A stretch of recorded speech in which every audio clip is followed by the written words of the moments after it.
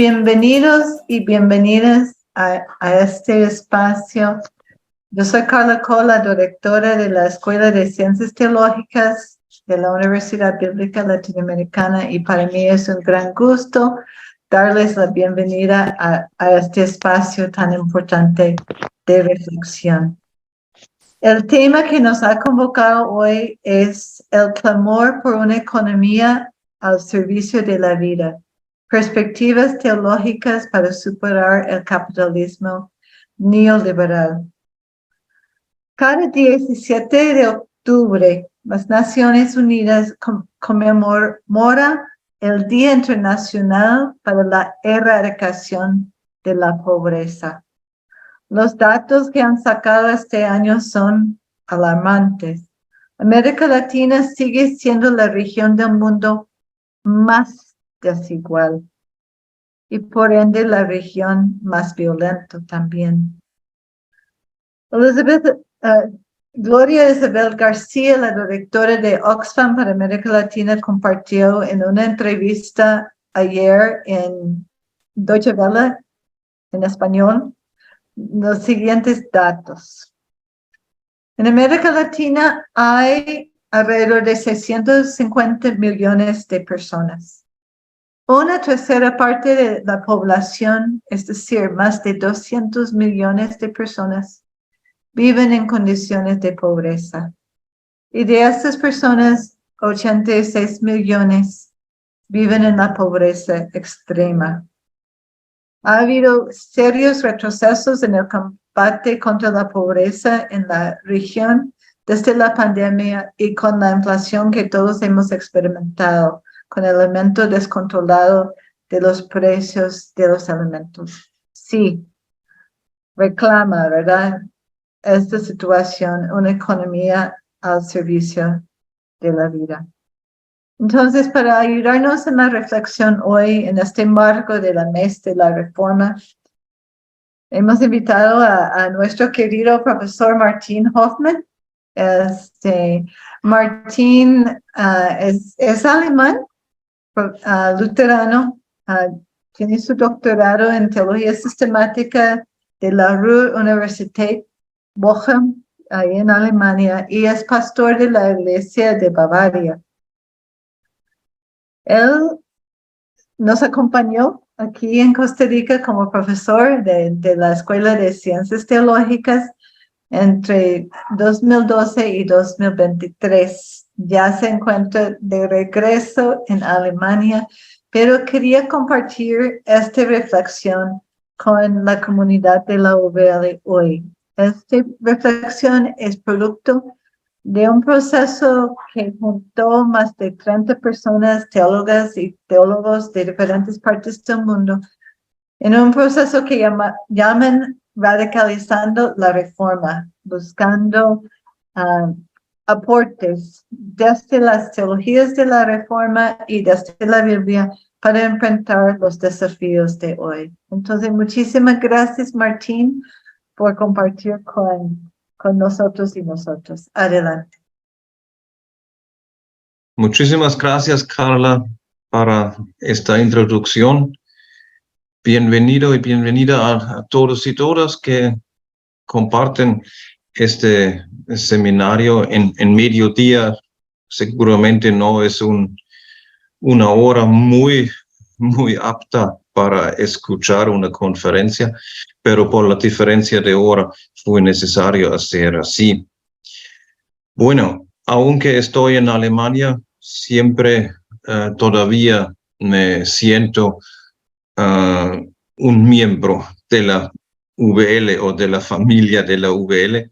Por eso es un gusto para mí poder presentar estas ideas de este grupo del proyecto Radicalizando la Reforma. Voy a compartir la pantalla para ver una presentación de PowerPoint.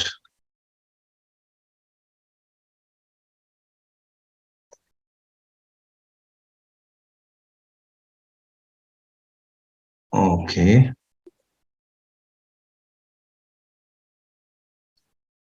La imagen del afiche de la invitación nos muestra una parte de una estatua de bronce, una estatua de Lutero que pistea el dinero. Aquí. El dinero bajo de sus pies. Toda la figura de Lutero, de esta estatua, muestra una persona que estaba enfrentando una forma de economía que podemos nombrar capitalismo temprano. Y estas monedas son el símbolo del dinero. Y además aparece la cara de un animal, símbolo del diablo. Obviamente Lutero asocia el inicio del capitalismo en su tiempo con el actuar del diablo. Por otro lado, en sus brazos, no podemos ver así, en sus brazos Lutero lleva el arbolito de manzana, el símbolo de la esperanza. Él dijo una vez, si el fin del mundo llegará mañana, yo sembraría un árbol de manzana aún hoy. Pero ¿por qué considera la nueva forma de la economía como algo diabólico? Una leyenda antigua nos puede mostrar el punto decisivo. En la mitología griega se cuenta la historia de Eresictón. Era el hijo del rey de Tesalia. Eresictón despreciaba a los dioses y no les hacía sacrificios. Una vez que quiso construir un techo para su sala de banquetes, no dudó en talar un árbol sagrado que formaba un santuario ancestral de la diosa Demeter. Las tríades son espíritus de árboles. Estos tríades que habitaban estos árboles corrieron a solicitar auxilio de la diosa. Demeter intentó de buenas maneras hacer desistir a Eresictón de continuar con el sacrilegio. Pero este, lejos de dejarse disuadir, amenazó a la diosa con matarla con la misma hacha que estaba utilizando. Fue entonces cuando Demeter, víctima de una ira sin precedentes, le castigó con una insaciable gula. Eresictón consumió primero todas sus posesiones y las riquezas de su padre. Finalmente, se comió a sí mismo, comió sus manos, sus brazos y piernas hasta morir. Esto es la leyenda de Eresictón. El destino de este hombre es un símbolo maravilloso de un capitalismo que no reconoce a ningún dios por encima de él, cae en una gula insaciable, quiere más y más y más y al final se destruye a sí mismo. El punto decisivo de esta leyenda es la insaciable gula que resulta en el comer a sí mismo. Eso podemos ver en la caricatura al lado derecho. Con gran probabilidad estamos hoy en este punto con nuestra manera de economía.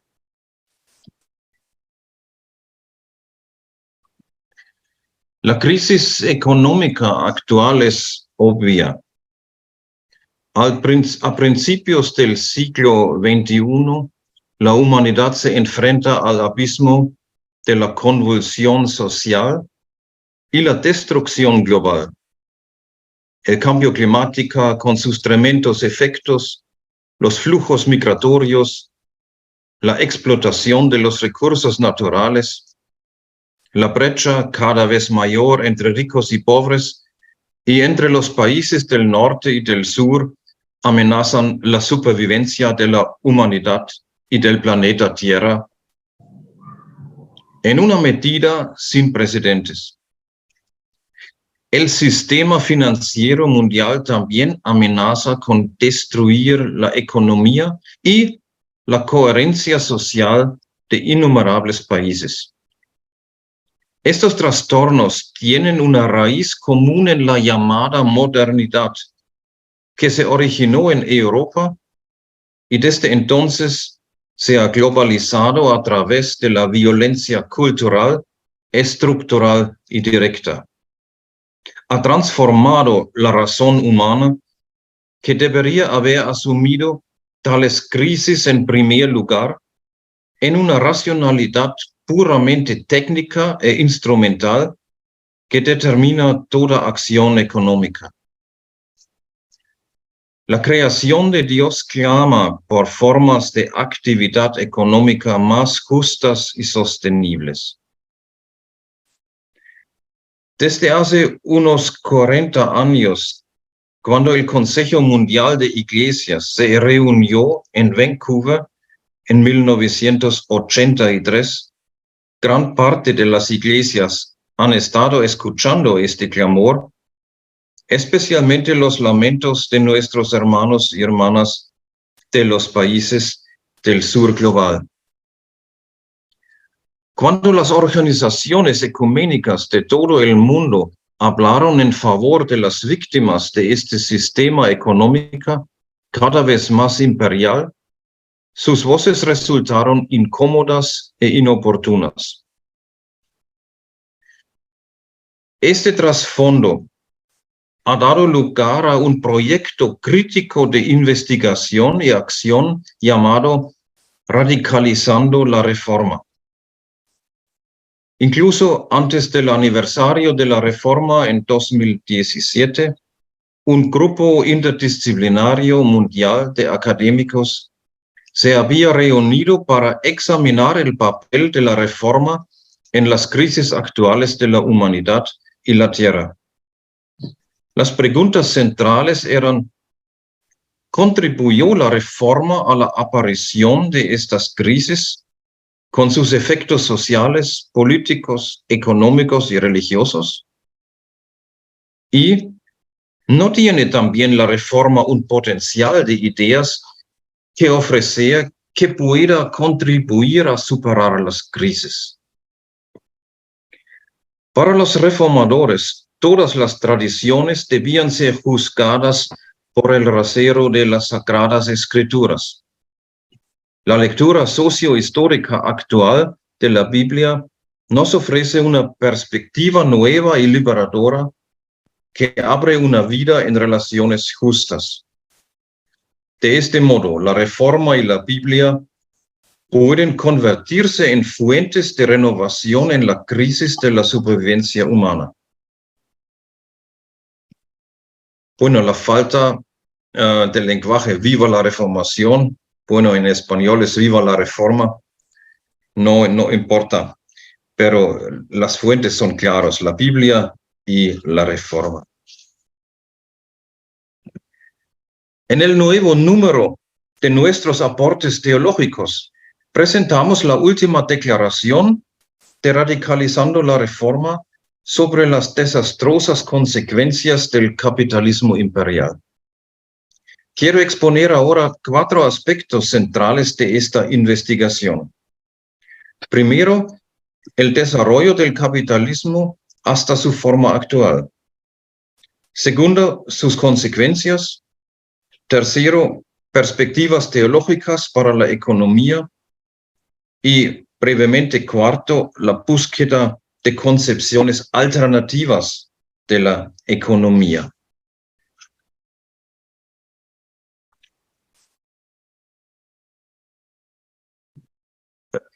Veamos primero el desarrollo del capitalismo. Capitalismo no es igual a capitalismo. Durante muchas décadas estuvimos acostumbrados a dividir el mundo en 2 esferas: el mundo capitalista del oeste y del norte y el mundo socialista del este. El primero se identificaba con la democracia liberal, el segundo con la ideología comunista. Con el colapso de la Unión Soviética en 1991, la democracia y el capitalismo parecían haber ganado la partida. Desde entonces, al menos en Occidente, criticar el capitalismo es casi un delito capital. Es diferente, por supuesto, en América Latina, que siente a diario las consecuencias de un capitalismo explotador e imperial. Por eso, cuando cuestionamos el capitalismo, tenemos que precisar a qué capitalismo y a qué ideología que lo sustenta nos referimos. A grandes rasgos se pueden distinguir tres fases en el desarrollo del capitalismo. La primera fase es el llamado capitalismo temprano. Comienza en las ciudades bancarias y comerciales de la Alta Italia, Venecia, Florencia, Milán y Génova, ya en el siglo XI. Aquí se fundan empresas comerciales, se les proporciona crédito, se establecen monopolios y se introducen nuevos métodos de pago como la letra de cambio. Lo decisivo es que la multiplicación del dinero ya no conduce a la acumulación de tesoros como en la antigüedad, sino que los beneficios se reinvierten inmediatamente para obtener aún más beneficios. Esta es precisamente la diferencia entre dinero y capital. La esencia del capital debe crecer al máximo. Esto crea el mecanismo por el que funciona la economía. Se dirige hacia un objetivo, a saber, el crecimiento del capital para los propietarios del capital. La segunda fase de desarrollo es el capitalismo industrial, especialmente del siglo XIX. Aquí, la multiplicación del dinero funciona principalmente a través de la producción industrial y la explotación del trabajo asalariado. La crítica de Karl Marx tenía precisamente en mente esta situación. Su teoría de la plusvalía del trabajo asalariado es la clave para comprenderla. Este capitalismo va de la mano del colonialismo, con explotación de los recursos humanos, de los esclavos y de los recursos naturales, y de la alianza con una potencia hegemónica militarizada. En esta fase surge el liberalismo clásico, que constituye la ideología de fondo. Su expresión más clara es la famosa tesis del economista británico Adam Smith. Lo mejor para el bien común es que todos los hombres sigan su propio interés, porque el mercado, como mano invisible, lo coordina todo para el bien común. Es la cita central de Adam Smith. De este modo, el mercado es virtualmente deificado. Sin embargo, lo típico de esta forma de capitalismo son las crisis que se producen regularmente debido a la sobreproducción y que desencadenan una caída de las tasas de beneficio. El capital se refugia entonces en transacciones financieras especulativas para volver a aumentar artificialmente los beneficios. Entonces, cuando estalla la burbuja, se producen las grandes crisis. Ese fue el trasfondo de la Gran Depresión de 1929. Lo que hoy nos ocupa es la tercera fase, el capitalismo financiero neoliberal. Tras la Segunda Guerra Mundial, hubo una breve fase en Europa en la que surgió una economía social de mercado. En ella, el Estado establecía reglas para el mercado que servían al bien común. Había que apoyar y proteger a los socialmente débiles. Esto requería una cierta redistribución de los beneficios generados. Esto se hacía principalmente mediante un sistema fiscal progresivo, seguros sociales de desempleo, pensiones y enfermedad, y tipos de cambio fijos para las divisas, el llamado sistema de Bretton Woods. A partir de 1971, este sistema fue abandonado o desmantelado. Prevaleció la economía financiera neoliberal. ¿Qué significa esto? Las tres características principales son la desregulación, la liberalización y la privatización. La desregulación significa que cada Estado-nación renuncia a regular la economía y la deja en manos del mercado. Liberalización significa que la economía ya no está vinculada al bien común nacional, sino que actúa libremente en el mercado mundial en constante competencia por él. Por último, la privatización también pone bienes comunes como el agua, la tierra y la sanidad en manos de propietarios privados. Así, ahora sirven principalmente a los fines lucrativos de los propietarios y ya no a la comunidad.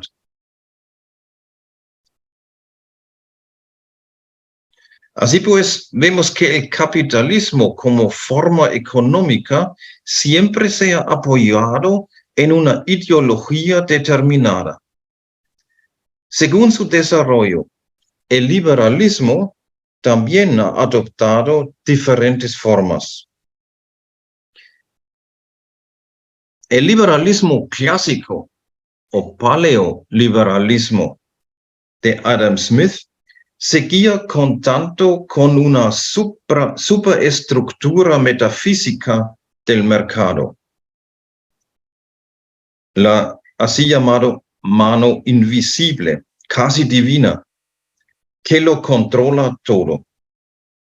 En este caso, el mercado funciona libremente, pero sigue integrado en un marco que, por supuesto, compite con otros marcos. El ordoliberalismo, tal como lo encontramos en la economía social de mercado, también se basaba en los mercados abiertos y en la competencia, pero los integraba en una llamada política vital. Se trataba de un orden global superior que debía configurarse en función de aspectos éticos. Aquí es donde aparece por primera vez la palabra clave servicio para la vida. Con el orden global, la primacía recae claramente en el Estado, no en la economía. Por último, el neoliberalismo actual se sacude todos los marcos nacionales y se basa en el principio del mercado global. Cualquier restricción estatal queda legalmente excluida en los tratados correspondientes. De este modo, la sociedad también se está convirtiendo en una sociedad de mercado total. se impone la economización de todos los ámbitos de la vida. En América Latina, esto se puede observar en la economización de las iglesias evangélicas con su economía monetaria y la correspondiente teología de la prosperidad. ¿Por qué tiene sentido distinguir todo esto? Simplemente porque el análisis debe referirse actualmente a este capitalismo neoliberal y porque la búsqueda de alternativas puede muy bien recaer en principios como el ordoliberalismo con su primacía de la política. Veamos primero las consecuencias más flagrantes del capitalismo neoliberal. No necesito entrar en todas ellas y en todos detalles porque son bien conocidas, solamente para mencionarlos. Las consecuencias del neoliberalismo. Tenemos, por un lado, desafíos para el medio ambiente y otros seres vivos. La crisis climática es obvio. La contaminación de la tierra, del aire y el ecocidio también.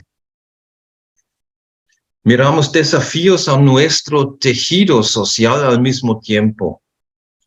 La injusticia social y la creciente desigualdad que Carla Cole ha mencionado al inicio.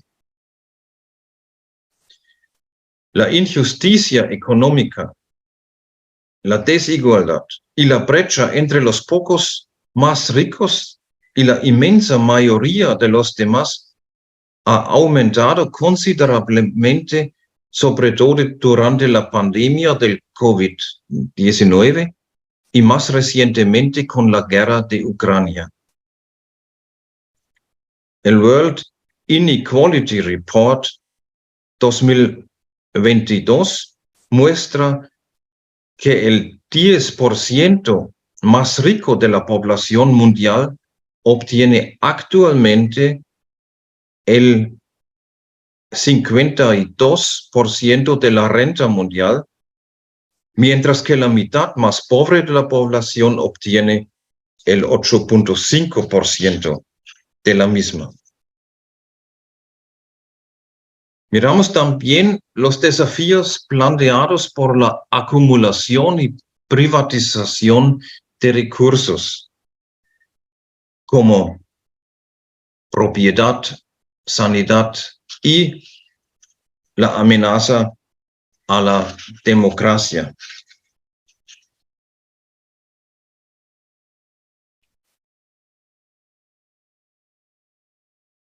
Se puede verlo aquí.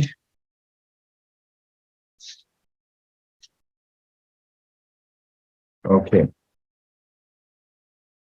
Creemos que la propiedad de la tierra o del agua limpia debe tratarse de forma diferente a las cosas creadas por los seres humanos que pueden poseerse.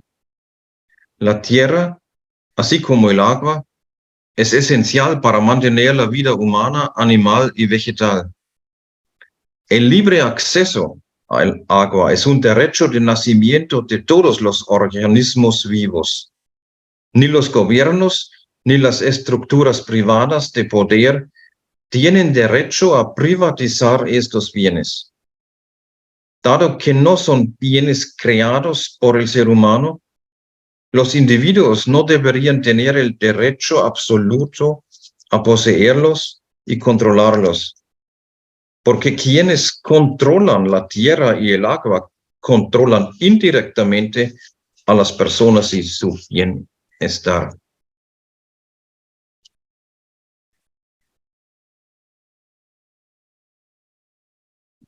Unas perspectivas teológicas del enfrentamiento con estos problemas. No puede extender todos los detalles de nuestra declaración que hemos publicado en los aportes teológicos, pero quiero mencionar los más importantes quizás. Ante la crisis existencial de la humanidad y del planeta, desencadenada por el dominio de una economía de mercado capitalista neoliberal, nos preguntamos por las posibles soluciones desde la perspectiva de la fe cristiana o de la ética teológica. ¿Tienen algo que ver ambas perspectivas? Los principios básicos de la fe cristiana nos proporcionan, de hecho, una orientación fiable y a prueba de crisis para ello. Quiero mencionar solamente la dignidad de todo ser humano en primer lugar, como consecuencia de la creación, como consecuencia de la reconciliación de Dios con todo el mundo. Segundo, la protección de la naturaleza como un mandamiento del Creador. Tercero, el respeto al prójimo, que regula las interrelaciones entre los seres humanos. Y la esperanza de una vida de justicia y paz como una perspectiva y una visión escatológica presente. Todos esos son perspectivas centrales de la Biblia y de nuestra fe que guían al final toda ética cristiana. Así pues, la fe cristiana está en desacuerdo con todos los sistemas absolutos o incluso totalitarios, como el modelo neoliberal del capitalismo financiero, y por lo tanto insta a la transformación de esta economía que pone en peligro la vida. El espíritu, la lógica y la práctica de la forma neoliberal de economía deben ser fundamentalmente cuestionados. Vemos el espíritu del interés propio en esta forma de economía y este debe ser contrarrestado por el espíritu del bien común y el servicio a la vida. La lógica de la acumulación de capital y de la maximización del beneficio a toda costa debe ser superada por la lógica de las relaciones interpersonales y de la integración mutua de las personas y del medio ambiente. La práctica de un consumo insensato y agotador de los recursos en aras de la economía debe dar paso a una práctica económica sostenible que proteja y sostenga la red de la vida. Este espíritu del interés propio y del egocentrismo que dirige y domina la economía debe contraponerse al espíritu sobre lo que hablamos en la fe cristiana, el espíritu del bien común y de la utilidad de la vida. La norma básica de la ética cristiana, el amor al prójimo, debe traducirse en contextos sociales como lucha por la justicia y la solidaridad.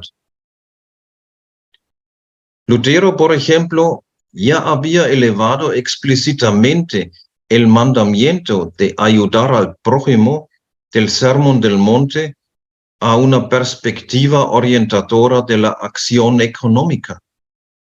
A partir de él, criticó las nuevas prácticas económicas capitalistas de su tiempo, la usura de los intereses, la práctica del endeudamiento, la monopolización de las empresas comerciales y de capital, la diferenciación de las transacciones bancarias, por ejemplo, las letras de cambio como medio de pago, así como la manipulación de los precios y el fraude.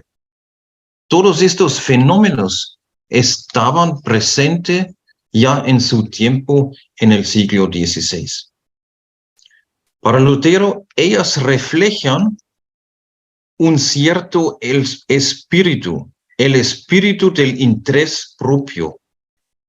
Por el contrario, la orientación hacia el bien común exige la solidaridad con los débiles de la sociedad, la búsqueda de una distribución justa de los bienes, y responde a la cuestión del sentido de la vida buena para todos. De este modo se puede recuperar la primacía de la ética política sobre el espíritu instrumental de una economía de mercado puro.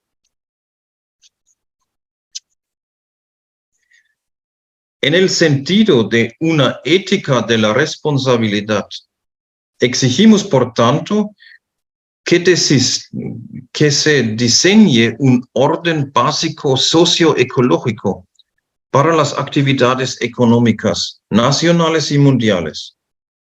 Dicho orden debe realinear los 4 pilares básicos del sistema capitalista imperante: el orden de la propiedad, el dinero y el trabajo, así como el tratamiento de la naturaleza, con las necesidades básicas de todas las personas y la preservación de sus medios de vida.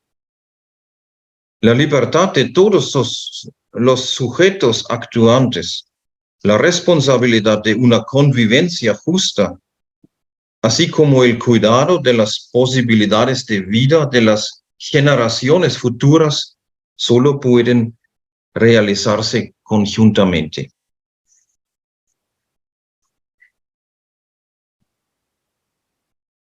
Bueno, nuestra declaración resulta en una búsqueda de alternativas económicas para la configuración concreta y adecuada de tal orden básico. Buscamos la cooperación con miembros y grupos bien informados de nuestras iglesias, con movimientos y organizaciones alternativas, y especialmente con economistas, eticistas empresariales e institutos que compartan nuestros objetivos. Nuestra declaración, el clamor por una economía al servicio de la vida, ofrece un análisis detallado de la situación, hace un llamamiento al diálogo y con este fin enumera en una lista abierta las propuestas iniciales para la configuración de un nuevo orden económico. Quiero mencionar solamente 2 ejemplos. Uno es la campaña Saqueo. Esta campaña para la justicia fiscal, social y medioambiental es una iniciativa conjunta del Consejo Mundial de Iglesias, la Federación Luterana Mundial, la Comunión Mundial de Iglesias Reformadas y el Consejo Misionero Mundial para una nueva arquitectura financiera y económica internacional, abreviado NIFEA. Se lanzó en las Naciones Unidas en Nueva York en 2019. La campaña critica las políticas fiscales que favorecen principalmente a las corporaciones internacionales y a los individuos ricos. Pero al mismo tiempo, estas eluden sus responsabilidades a través de la evasión y elusión fiscal. Para fortalecer de nuevo las finanzas públicas y utilizarlas para el bien común, la campaña exige sobre todo la introducción de impuestos progresivos sobre la riqueza a escala mundial y nacional para frenar la creciente concentración de riqueza en manos de unos pocos poderosos, combinada con un aumento del gasto público para luchar contra la pobreza. Exige también el fin de la evasión y elusión fiscal por parte de las empresas multinacionales y los particulares ricos. Exige impuestos progresivos sobre el carbono y la contaminación a varios niveles para proteger nuestro único hogar planetario. Y la introducción inmediata de un impuesto sobre las transacciones financieras en el comercio de acciones, bonos, divisas y derivados para poner fin al perjudicial comercio especulativo. El segundo ejemplo, al final, es un ejemplo de América Latina, el movimiento de los sin tierra en Brasil. La concentración de la tierra en Brasil es una de las mayores del mundo. Desde la época colonial, las grandes explotaciones agrícolas producen para la exportación. Actualmente Brasil es uno de los mayores exportadores de carne y cereales del mundo. En cambio, unos 30 millones de personas viven por debajo del umbral de pobreza y pasan hambre. En aquel momento, el movimiento perseguía tres objetivos estratégicos. Primero, tierra para los pequeños agricultores sin tierra. Una reforma agraria y cambio tercero de las estructuras sociales. Desde entonces, una de las acciones más importantes del movimiento de los sin tierra ha sido la ocupación selectiva de grandes explotaciones para presionar al gobierno y hacer llegar a la opinión pública el clamor por la justicia social. El éxito de esta estrategia puede verse, entre otras cosas, en el hecho de que alrededor de un medio mil familias de pequeños agricultores ya han recibido un pedazo de tierra. Acompañado por una agricultura biológica con bastante éxito. Se han formado más de 100 cooperativas pequeñas y medianas para trabajar la tierra colectivamente.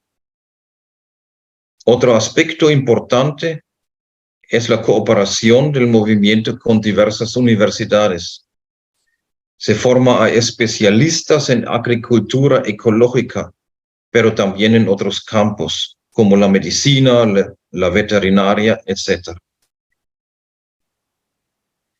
Cualquier ocupación de tierras exige que todos los participantes asuman ciertas responsabilidades en ámbitos como la atención sanitaria, la nutrición, la educación, la seguridad, etc.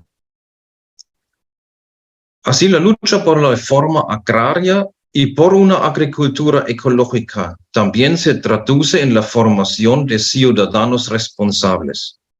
Eso significa que los antiguos sin tierra aparecen como portavoces, por ejemplo, en la política. En un país en el que solo mandó la clase social alta, esto es una importante señal de esperanza.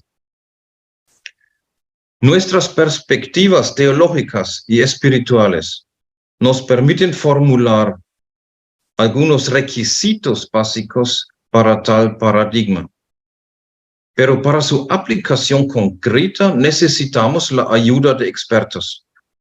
Por ello, invitamos a economistas y personas con conocimientos económicos a participar activamente en la búsqueda de soluciones orientadas al futuro. Eso es algo específico de esta declaración que no es finito con el punto al final, sino resulta en una búsqueda de nuevas cooperaciones y nuevos modelos alternativos para conseguir en esta línea. Eso es más o menos el núcleo de esta declaración que quise presentarles ahora en esta tarde. Muchísimas gracias.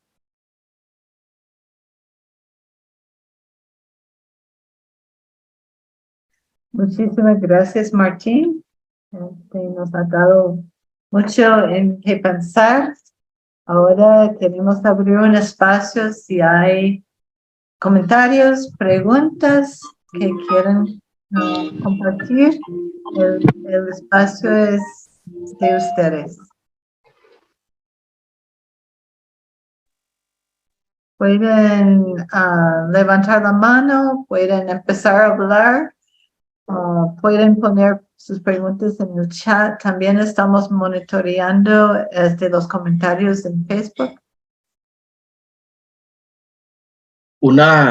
Quisiera hacer una pregunta. Adelante, Miguel. Sí, gracias. Muchas gracias, Martín, por este aporte que como grupo nos han regalado. Es un don para reflexionar desde la fe. Lo he leído y me ha interesado mucho. Me ha llamado la atención toda la crítica, ¿no? Muchos de los elementos que se han planteado desde hace ya varios años sobre la crítica al capitalismo y principalmente a su formación, a su financiarización, ¿no? Y su voracidad actual, muy bien, y sus consecuencias, como lo has planteado muy bien. Lo que no me queda claro es, digamos, cuál es la alternativa. Desde América Latina, décadas hemos pensado en cuál es la alternativa. Obviamente desde la segunda mitad del siglo XX el tema de el socialismo, ¿no?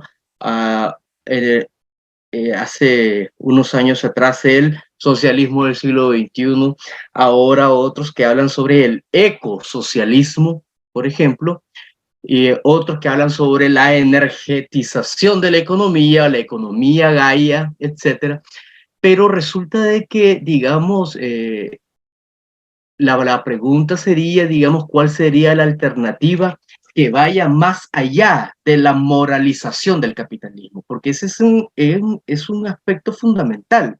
Porque si moralizamos el capitalismo, no deja de ser capitalismo, sino que seguimos el juego de las instituciones económicas internacionales que hablan del capitalismo verde, hablan de una economía carbonizada, pero eso solo son estrategias para moralizar el capitalismo sin realmente presentar una alternativa radicalmente distinta que realmente sea coherente con esta visión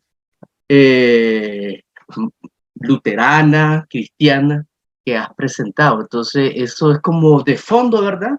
E inicialmente, una de las inquietudes que me deja el texto, y no sé si en tu grupo han conversado sobre esta perspectiva o esta pregunta, o esta inquietud, como le llamen.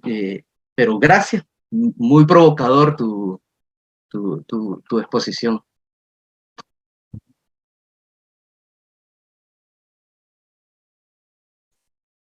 Carla, ¿debo reaccionar inmediatamente? ¿Prefieres recibir varias preguntas o quieres ir pregunta por pregunta? ¿Qué es tu preferencia? Ok, quizás más fácil responder directamente.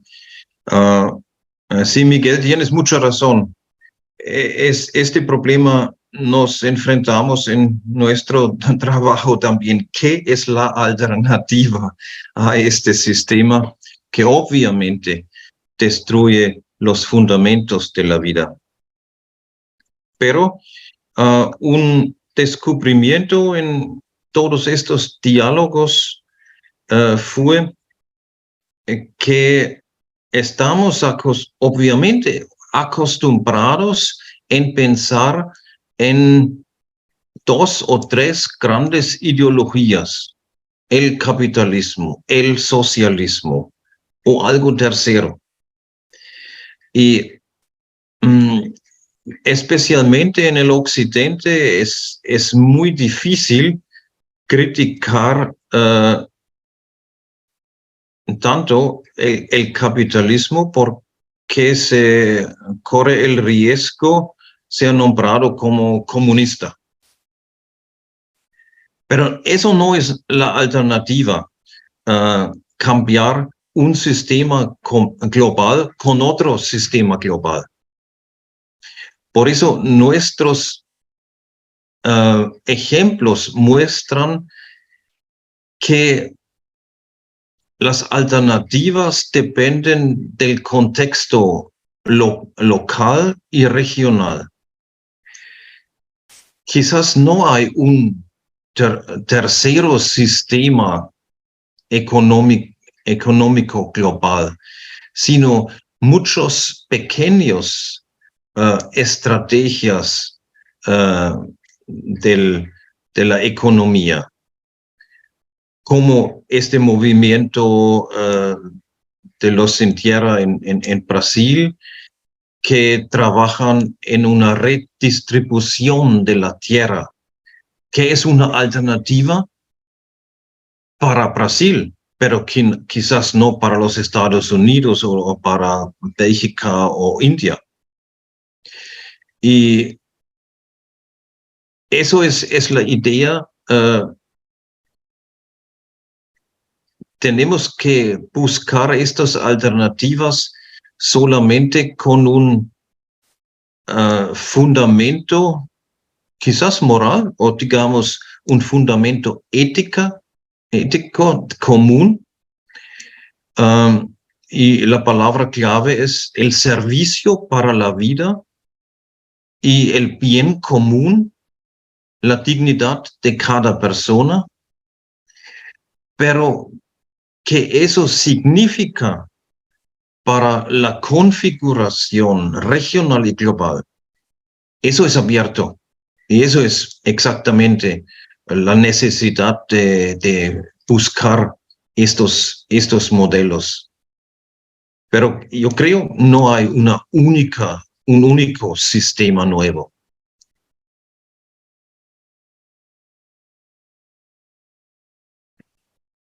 Gracias, mucho para debatir ahí. Adelante, David. Gracias, Carla. Y bueno, Martín, muchas gracias. Es muy bueno volvernos a encontrar en la conversación sobre este tema que de alguna manera ya habíamos, ¿verdad?, discutido en torno a la cátedra. Yo tenía una reflexión similar a lo que Miguel planteaba. Y lo primero que me sorprende es que hay algunos elementos de la presentación tuya ahorita que no están planteados tan claramente en el aporte. Por ejemplo, la mención a Marx está ausente, ¿verdad? En la primer parte sobre el análisis del capitalismo. Y de su nueva fase neoliberal. Yo, como primera impresión, sentía que bueno, o sea, el aporte es sumamente interesante, pero no estaba tan seguro de que solo la ciencia económica pudiese ayudarnos a entender las problemáticas y las potenciales formas digámoslo así, de salida ante el drama del capitalismo. Y es especialmente atractivo para mí que usted aquí colocó en la presentación algunos elementos que no están colocados allí y que pueden ser producto ya de nociones más sociológicas o inclusive de discusiones sobre lo que es economía política, vinculada a los estados, a las relaciones entre estados centrales y estados periféricos, a las dimensiones sociales de las relaciones económicas y de los intercambios.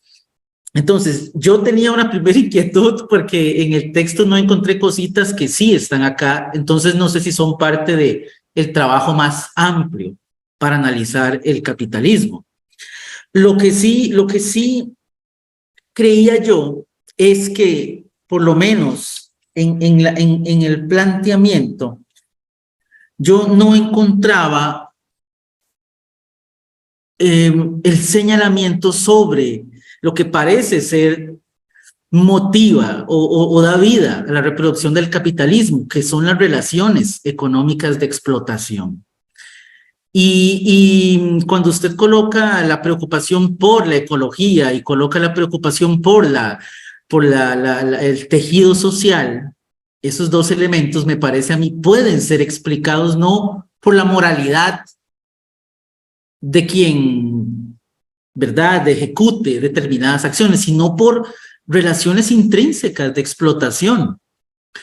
Me llamaba mucho la atención que la primera frase del aportes o de la presentación era que nos acercamos a un abismo peligroso, ¿verdad? Y yo me ponía a pensar que América Latina o el sur global y sectores del este europeo y sectores de clase dentro de Occidente cayeron en el abismo hace décadas o hace siglos, ¿verdad? No es desde América Latina, el neoliberalismo no camina hacia una realidad insostenible.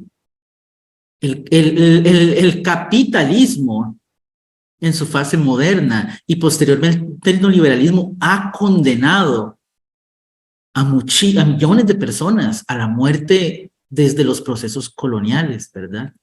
Entonces yo lo que percibía un poquito es que el lente interpretativo podría ser un poco más cuestionado, ¿verdad? ¿Desde dónde estamos leyendo al capitalismo neoliberal hoy? ¿Desde dónde se levanta hoy el grito de emergencia? Desde las sociedades europeas occidentales que ven el cierre del estado de bienestar, ¿verdad? Y hoy luchan por salud, educación, o desde los estados periféricos, que como usted mencionó muy bien acá con el movimiento Sin Tierra, desde los estados periféricos que llevan décadas, si no siglos de pauperización, donde no ha habido un estado. Si vamos al siglo XX, ¿dónde en América Central ha habido estados democráticos? ¿Dónde? Los estados de América Central y América Latina han sido simplemente las fuentes del desarrollo del capitalismo y del estado de bienestar de otras sociedades, ¿verdad? Entonces, hay digámoslo así, unas fracturas en nuestras sociedades que tal vez no nos permiten hacer una lectura homogénea y por ende plantear problemáticas homogéneas y horizontes homogéneos. Muchas cosas, Martín, yo verdaderamente agradecí mucho el texto, quisiera leer las otras cosas que han colocado, pero tal vez para no hablar más es esto, ¿verdad? Yo decía, ¿cuáles son nuestros instrumentos de interpretación de la realidad? ¿Cuáles son nuestros instrumentos de interpretación de la historia? ¿Y desde dónde estamos leyendo las dinámicas y por ende los males y las oportunidades de salida de la nueva fase, ¿verdad? Del capitalismo. Muchas gracias, Martín. Presentación muy interesante.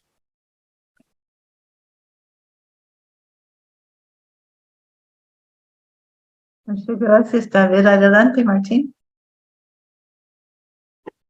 Ok, creo que tienes mucha razón, David. Se podría ampliar el análisis bastante, es claro. Creo si unos teólogos, pero no solo teólogos, tratan de un tema como la economía, siempre hay diferentes barreras. La primera barrera es, ¿qué tiene que ver la teología con economía? ¿qué tiene que ver la fe cristiana con algo secular, como la economía? Y la iglesia debe concentrarse en las almas, en la espiritualidad, en el ser humano interno, pero por favor, no en las exterioridades. Es la primera barrera para un acceso teológico a estas preguntas. Hemos enfocado en marcar la necesidad bíblica y teológica para incluir el ámbito económico en nuestro análisis de la realidad. Y eso, pienso, es necesario desde las perspectivas del primer mandamiento, del sermón de la montaña, de la dignidad del ser humano y de nuestra visión escatológica de justicia social y de paz. Y con estas perspectivas, la esperanza es superar las barreras dentro de las iglesias y también dentro de varias teologías, de acercarse a este tema. Es la primera barrera. La segunda barrera es: teólogos no son economistas. Y claramente el contraargumento siempre es: ellos hablan sobre el ciego de los colores. Por eso hemos intentado incluir unos expertos económicos también que nos pueden explicar las formas del comercio, las formas del sistema financiero, etc. Y la tercera barrera es: criticar es una cosa, cuestionar algo, pero siempre estamos preguntando por cuáles son las alternativas. Pero bueno, pienso el primer paso es el cuestionamiento y la crítica. Por eso resulta la declaración con un fin abierto, buscando cooperadores y buscando pensadores alternativos que ya tienen modelos alternativos. Hay un montón de pensadores, sociólogos, economistas, etcétera, filósofos, que tienen sus ideas o modelos, pero normalmente cada uno está trabajando solamente como individual. Y sería necesario formar una red de pensadores que pueden presentar modelos alternativos que convencen. Eso fue nuestro enfoque central para acercarnos a este tema. Quizás eso explica algo.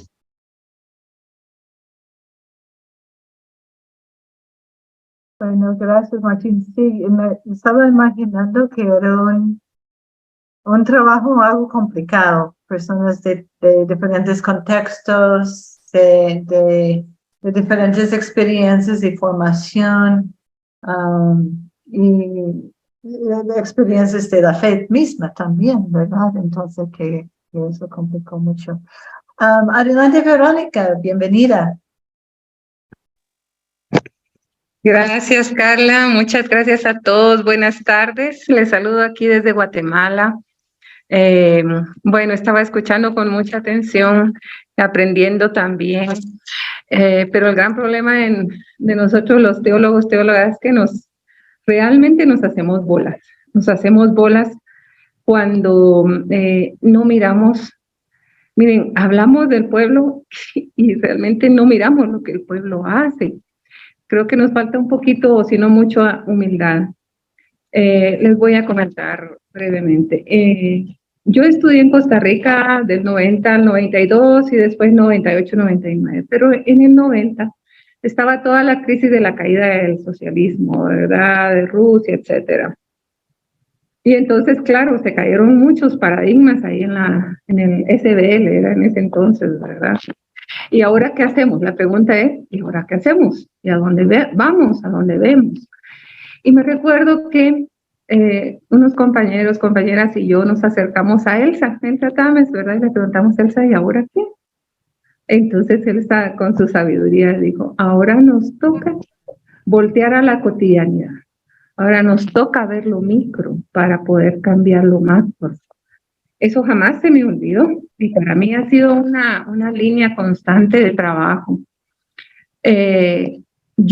Ustedes saben que Guatemala tiene un porcentaje muy grande de comunidades indígenas. Y bueno, uno voltea a ver a esas comunidades y uno se da cuenta, ¿verdad? Que si bien están en una pobreza muy grande, Guatemala está ocupando el primer lugar en Latinoamérica en pobreza, desnutrición y muerte por falta de alimentos. Pero también hay signos, hay luces que nos hacen aprender, ¿verdad? Y les voy a poner un ejemplo muy sencillo. Cuando fue la pandemia, el encierro de esto, ¿verdad? Y que había que buscar las vacunas, y que había que vacunarse. La gente en el área rural, la gente no se fue a vacunar, porque ir a los lugares donde estaban los centros de salud para vacunarse significaba dejar de trabajar un día, y eso significaba que ese día lo perdían, ya sea económicamente o ya sea para sacar pues la cosecha, ¿verdad? Entonces ellos sabían, no descubrieron, nosotros hemos descubierto eso, o lo hemos conocido hasta ahora. Ellos empezaron dos cosas fundamentales con lo que en el área rural no hubo el porcentaje de muertes que se creía con el COVID. Ellos utilizaron la hoja de guayaba. Ustedes saben que la hoja de guayaba tiene un porcentaje increíble de vitamina C, más que el limón, la naranja, más que cualquier cosa. Y hacían test de hoja de guayaba. Y aparte de eso, hacían sus baños de vapor. Aquí se le llama meterse al temazcal, que es una casita muy bajita, muy chiquita, muy de barro, en donde adentro pues es un baño de vapor, ¿verdad? Entonces ellos hacían eso y con eso sobrevivieron, ¿sí? Otro ejemplo, ¿verdad? Es que ahorita ustedes, si están viendo las noticias, la grave crisis política, social, económica en la que estamos sumidos aquí en Guatemala, ¿verdad? Entonces cerraron las carreteras y las ciudades nos moríamos de miedo porque se desabastecieron las tiendas, los supermercados. Ustedes vieron esas cadenas de supermercados tipo Walmart, desabastecida. ¿Cuándo Walmart va a estar desabastecida? Entonces uno en la ciudad se moría porque no había huevo, no había comida, no había gasolina, nada. Y la gente en el campo no pasó esa crisis. La crisis de la gente era que, bueno, las cosechas se echaron a perder, ¿verdad? Pero ellos siguieron comiendo y ellos no estaban en la situación de que no va a haber comida. Hubo pérdidas, sí es cierto. Pero entonces, ¿a qué voy yo todo eso? Es a voltear la vista. Tenemos las herramientas, tenemos el aprendizaje ya dado, ¿verdad? Pero nosotros nos ponemos tanto a analizar, o sea, está bien el análisis, pero ¿hasta cuándo vamos a dejar de analizar, verdad? ¿Hasta cuándo vamos a dejar de investigar cuando las cosas ya están dadas? O sea, hay una alternativa económica fuerte que si todos lo hiciéramos, miren, es que los gobiernos son poderosos, pero somos miles de personas, millones que no estamos en los gobiernos. Entonces yo fui aprendiendo en la pandemia, me quedé sin trabajo como mucha gente, ¿verdad? Con 3 hijos. Y yo hice de mi casa una casa ecológica. Compré gallinas, de ellas como, de ellas huevos, sembré árboles frutales, hice mi huerto, tengo animales para el consumo y para venta. Con eso logré. Entonces es una alternativa económica. Para mí que debería ser una enseñanza de, como dijo Elsa, ¿verdad? La cotidianidad en lo micro. Y lo micro mueve montañas. Así comenzó el cristianismo. Esa es la enseñanza. Entonces yo creo que debemos ver a las comunidades y su sabiduría inmensa y profunda. Y ahora yo ya estoy, digamos, la medicina alternativa con las plantas también. O sea, tengo ya 3 años de no tomar medicinas. medicinas químicas. Entonces, ustedes saben que las farmacéuticas son una de las grandes potencias económicas, de los grandes negocios, ¿verdad? Que nos hacen enfermarnos, pero la medicina natural es otra alternativa. Entonces, creo que necesitamos más humildad para ver a quienes ya tienen el conocimiento. Muchas gracias. Muchas gracias, Verónica, muy bonito testimonio. No sé si quieres responder, Martín, o si quieres escuchar otros comentarios. Muchas gracias por su comentario, Verónica. Pienso es un enfoque especial a la situación en Guatemala y esta idea de una alternativa en la vida micro. Eso es exactamente en la línea de nuestras ideas también. Voy a pedir a Marco que comenta y después Miguel. Martín y a todos, buenos días, perdón, desde Bogotá, Colombia. Quiero felicitarte, Martín, por la excelente presentación. Es algo que ha surgido desde hace muchos años y yo soy pastor en una iglesia pequeña y tengo la inquietud desde lo pastoral. Jesús nos enseñó que el universo se cambia desde las cosas pequeñas. Varios de mis compañeros han hecho esa misma observación desde la prédica, desde la periferia. Desde ese lugar se alimenta y se alimenta y se alimenta y se logran cambios muy interesantes, como lo fue en la iglesia primitiva. Quiero preguntarle a Martín si posee bibliografía o libros que nos ayuden en esa parte de la predicación en consonancia con el tema que nos has dado. ¿Cómo predicar? ¿De qué hablar? ¿Qué pasajes? ¿Qué cosas nos podrían ayudar a nosotros en nuestra labor pastoral del querigma del evangelio? ¿Y qué elementos pueden ser interesantes a la hora de la presentación para el cristiano de banca normal, de a pie, pequeño, que seguramente estos temas macros son temas muy lejanos para ellos, pero que deben de una u otra manera empezar a caminar en ese asunto?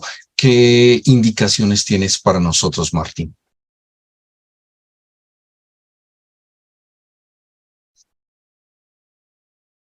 Bueno, pienso en cuanto a las prédicas y a las posibilidades de la gente en su entorno, lo mejor medida sería interpretar textos bíblicos que tratan los aspectos económicos también. Lamentablemente hay una tradición en la interpretación de estos textos que individualizan los problemas. Y sería un paso bastante si reconocemos que Jesús, por ejemplo, en sus parábolas o en el sermón de la montaña, conecta la vida individual con las estructuras sociales y políticas. Eso sería para mí el referente a la prédica, el primer paso. No concentrarse solamente en el moral individual, sino también en el analizar y reconocer la realidad del entorno. Y de este análisis surgen las ideas, las planteas, cómo podemos aportar a una transformación de situación, etcétera, etcétera. Pero eso es el segundo paso.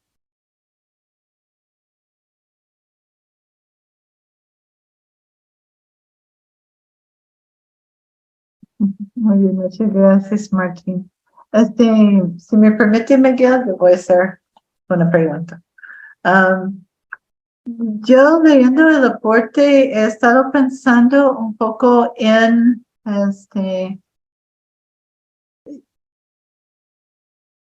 una teología de la creación, y me sorprendió un poco que eso no era señalado como un punto central en la lista de aportes teológicos, ¿verdad?, al tema. Entonces me llamó la atención esto, hasta qué punto de verdad se centra en se ubica dentro de la creación y sus procesos, versus ver a la naturaleza como algo exterior, ¿verdad? Me llamó mucho la atención este lenguaje, y me llamó también la atención que se plantea 3 principios, ¿verdad?, para cualquier acción económica, que respecta a la libertad de los sujetos, la responsabilidad de una convivencia justa, y como tercer punto, la preservación de los fundamentos de la vida. Y yo empecé a pensar, si se invierte esto, si partimos de lo que va a preservar los fundamentos de la vida, y ubicamos entonces la libertad de los sujetos dentro de este marco, si esto no sería un camino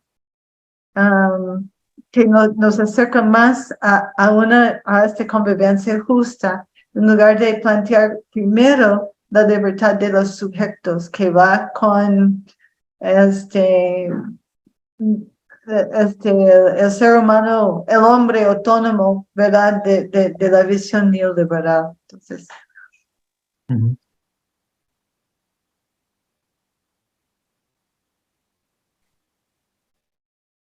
Bueno, creo es un comentario, tiene mucha razón. Esos son desafíos teológicos también, pensar de nuevo de nuestra teología de la creación. También en este área hay una tradición desastrosa que fortalecía la explotación de la tierra con el mandamiento de usar los animales, usar la tierra como recursos para los sujetos autónomos de los seres humanos, y olvidar el segundo reporte de la creación sobre el cuidado del jardín. Y eso es solamente un texto central para una teología de la creación, pero tenemos otros también en Colosenses o Efesios, Jesús como la primera criatura nueva. ¿Y qué significa eso para nuestro tratamiento o nuestra integración en la naturaleza? No el tratamiento. Tratamiento siempre depende de una división de sujeto y objeto. Y eso es la falta de la modernidad, esta división entre seres humanos como sujetos y todos los recursos naturales, los otros seres vivos, incluso otros seres humanos, son objetos. Y tenemos que superar esta división buscando una integración en la vida común. Y si se reconoce este automatismo, entonces se entiende mejor cómo el capitalismo funciona, porque es el mismo modelo. El otro ser humano no es la persona, es un competidor. ¿Cómo es la palabra en español? Competidor. Es casi un enemigo. rival. Alguien que compite conmigo. Eso es exactamente la misma división. Y otros pueblos son más o menos proveedores de mi riqueza. Y esta falta de la modernidad destruye una vida común global. Y además el capitalismo nunca viene solo. El capitalismo, esta forma de la economía, viene acompañado por la militarización, acompañado por violencia cultural, política, directa, física, etc.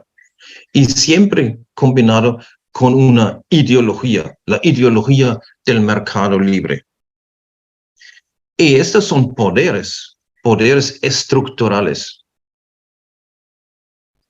Y pienso que nuestra fe, nuestra teología es un oponente de estos poderes que dominan y quieren dominar las personas absolutamente. Por eso Lutero recorría al primer mandamiento diciendo, ¿quién es tu Dios? ¿El Dios del Antiguo y Nuevo Testamento o el Dios Mamón?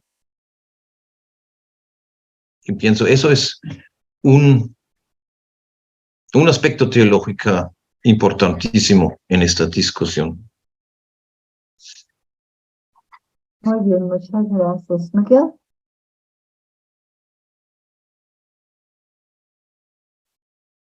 Sí, estaba pensando un poco en algunas de las reflexiones que hemos compartido, y a mí me parece de que, bueno, sí, requerimos en la teología una mayor formación en la comprensión de cómo se estructura, digamos, la economía, los mercados, etcétera,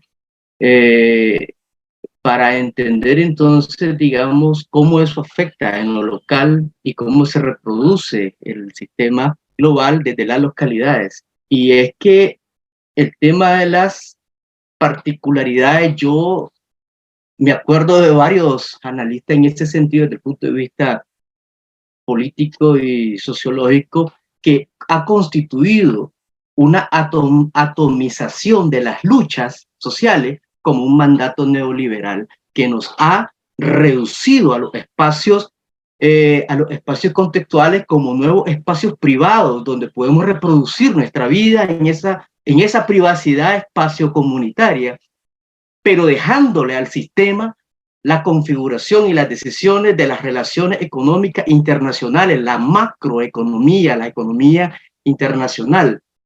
Entonces es como digamos, es un mandato desde los años 70, 80, que se estaba reestructurando la economía hacia una economía neoliberal, y después en los años 90, ¿verdad? Con la financiarización de la economía y la economía digital con la internet, donde entonces lo global es definido por las políticas económicas internacionales y donde podemos nosotros hacer una huertita, ahí estamos bien porque no hacemos ningún problema. En el marco de la atomización de la lucha frente a lo que en la segunda mitad del siglo XX se trataba de no poner parches al sistema, porque el parche admite todo tipo el sistema admite todo tipo de parches. El sistema neoliberal capitalista se ajusta a lo ambiental, se ajusta a lo ecológico, se ajusta a los derechos humanos, se ajusta a la democracia. Entiéndanse cómo se entienden. Se ajusta a la lucha feminista, se ajusta a la lucha LGBTIQ, se ajusta a todo. O sea, hoy día el sistema neoliberal capitalista no solo se debe entender desde las lógicas de lucha maniqueas de cómo se presentaba en los 80.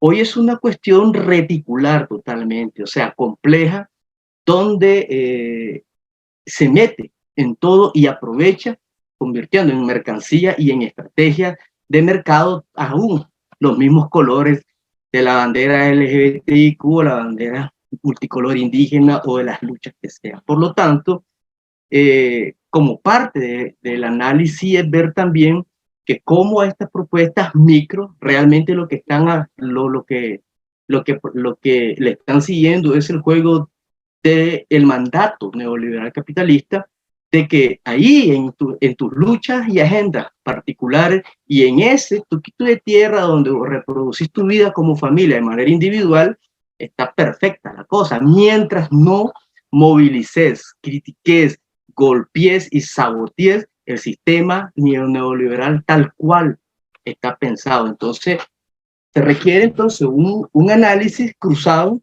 entre los procesos micro de resistencia, pero en el marco de una lucha conjunta y común contra un monstruo que define aún las luchas individuales y comunes.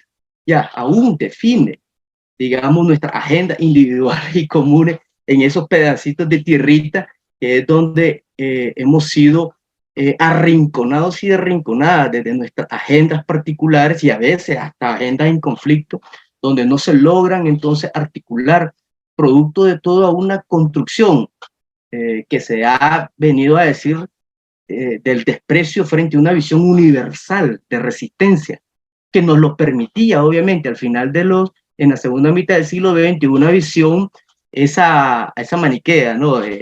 Socialista, como ha dicho Martin Hoffman, pero que hoy día creo y pienso de que el tema del cambio climático, el tema de la supervivencia, de las formas de vida, etcétera, es el gran contexto, como Carla, ¿verdad?, ha estado ilustrando, es el gran contexto desde donde se puede entonces hacer la crítica y crear la alternativa, no solo desde el punto de vista epistémico, político, sino también desde las resistencias locales que se conviertan en universales desde el punto de vista no de la universalidad tradicional, sino desde la pluriversalidad, desde las redes de resistencia, que sería, digamos, trascender las visiones reduccionistas y localicistas de las luchas que realmente, como algunos presentan, ha sido un mandato del neoliberalismo para no ser trastocados como aquellas metacríticas, digamos, anteriores. Entonces, que hoy día no tienen que ser metacríticas únicas, sino desde las diferentes luchas, etcétera, pero desde una visión alternativa, pienso yo, al sistema como tal, que nos da todos los mandatos de qué sentir, qué consumir, qué hacer y hasta de nuestras agendas. Gracias. Gracias, Miguel. Vamos acercándonos al final de nuestro tiempo, entonces voy a pedir a George ofrecer su pregunta o comentario. También hay una pregunta de Facebook y después vamos a dar a Martín la última palabra, ¿verdad? Adelante, George. Gracias. Quería expresar mi agradecimiento por lo que se ha dicho en el día de hoy. Sinceramente, yo cuando escucho ponencias de esta forma, me siento como que pierdo la esperanza. Uno como que pierde la esperanza. Yo soy pastor luterano en los Estados Unidos, en la Florida, y me siento que el luteranismo en este contexto está a años luz a distancia de lo que Lutero enseñaba, desafortunadamente. Y como tuve el privilegio de estudiar en la Universidad Bíblica en los 80s, siempre vivo con la esperanza de lo que aprendí allá. Y quería darle gracias porque en el día de hoy he recobrado el espíritu de la esperanza por lo que se ha dicho. Y quería darle gracias también creo que se llamaba Verónica, la que estuvo hablando de Guatemala, porque me hizo pensar o me vino la pregunta a la mente, ¿no es en lo micro que se da el reino? El reino de Dios se da para mí en las cosas pequeñas, ¿verdad? La esperanza entonces tiene que quedarse en cómo yo actúo. Mi hija una vez me contó, y voy a tratar de ser rápido, que yo siempre luchaba con ese versículo de David que dice, joven fui envejecido y no he visto justo desamparado ni su simiente que mendigue pan. Y yo decía, qué mentiroso, ¿verdad? Qué mentiroso. Hasta que ella, cuando estaba estudiando hebreo, me dijo, papá, pero lo que significa David con eso para ella es que David tenía la perspectiva micro de que mientras yo sea David, ante mí no va a haber justo desamparado, ni su simiente que mendigue pan, porque yo voy a hacer algo en contra de esa injusticia, contra el justo, y voy a reparar el pan. Quería darle las gracias porque me han animado muchísimo para seguir laborando acá donde estoy. Paz del Señor. Muchas gracias, George. Un comentario más o una pregunta más de Facebook y después Martín puedes adelante, Cara. Muchas gracias, profe. La pregunta es de Roberto Chacón Zúñiga y dice, con base en los fundamentos éticos y morales, ¿cuál debe ser el nivel de participación política de los cristianos? Gracias. Entonces, Martín, esperamos tus palabras finales de sabiduría para enviarnos a la lucha. Bueno, los dos últimos comentarios y preguntas están muy cerca. La relación entre el actuar en un nivel micro o en un nivel macro. Para mí no son de distinguir tanto. No es una alternativa actuar en el nivel micro ante un problema global. Porque es claro que nuestras formas de economía, especialmente la forma neoliberal, es un sistema global. Y eso significa que el mercado económico sea liberado de las reglas y reglamentos de las naciones o estados individuales. Entonces, si estamos buscando un sistema alternativo, no es una solución recorrer a un nuevo nacionalismo para resolver un sistema global. Pero lo que necesitamos es la primacia del Estado sobre la economía. Un marco, un reglamento que determina y limita el poder de la economía. Y este marco lleva las perspectivas sociales, las perspectivas de la sustentabilidad, la perspectiva del bien común. Y la economía tiene que servir a estos destinos y no al revés. Y el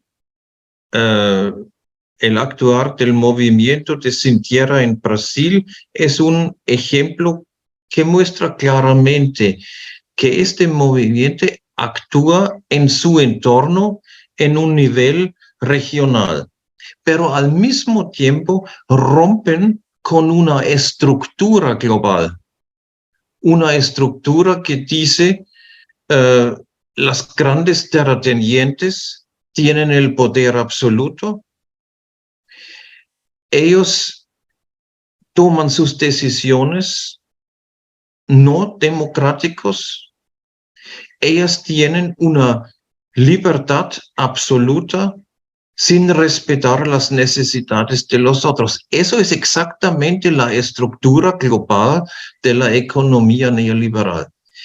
Y este movimiento cuida de una vida mejor para sus familias, podemos decir, es el nivel micro, pero al mismo tiempo rompen una estructura global, macro.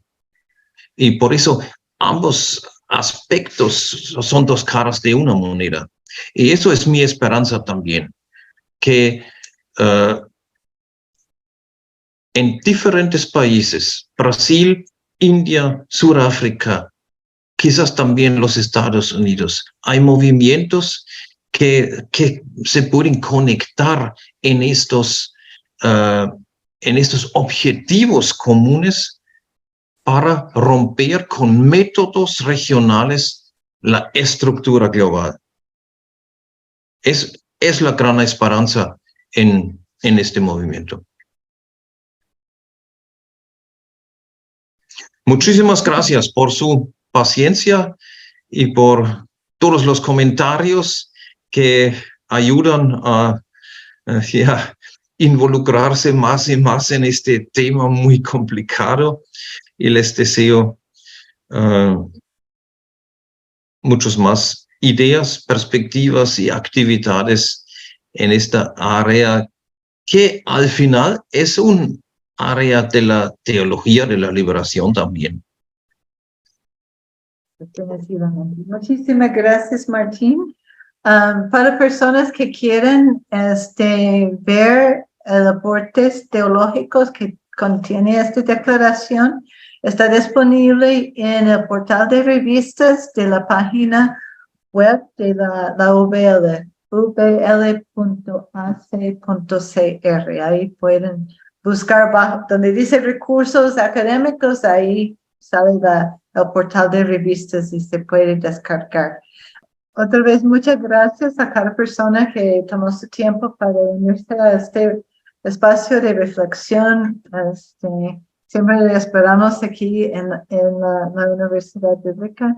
Y es su costumbre de abrir las cámaras si se puede y saludarnos, ¿verdad? Para ir terminando este evento tan bonito. Muchísimas gracias otra vez, Martín, por todo su trabajo en